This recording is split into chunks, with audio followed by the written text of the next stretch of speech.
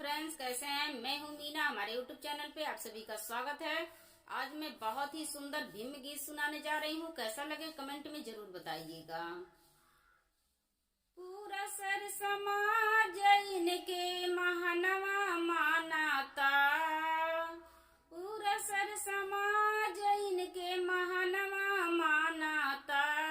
रहले भारत के हो रतनवा पूरा जहनवा जानाता।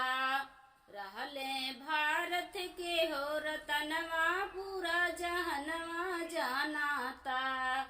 हमरे बाबा जी के मिशनवा पूरा जहनवा जानाता। हमरे बाबा जी के मिशनवा पूरा जहनवा जानाता। दलितन के दूत रहले निर्धन के मसीहा हो। पूज सर समाज इनके काम ऐसन की ना हो। दलितन के दूत रहले निर्धन के मसीहा हो। पूज सर समाज इनके काम ऐसन की ना हो।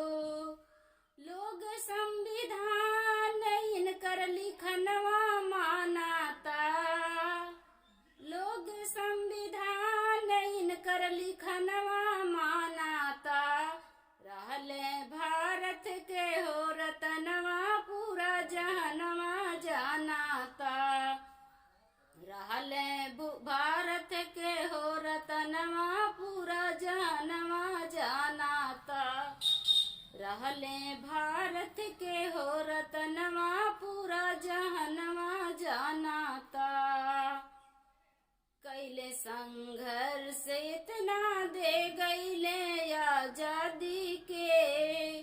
नारा घर घर लगे अब अम्बेडकर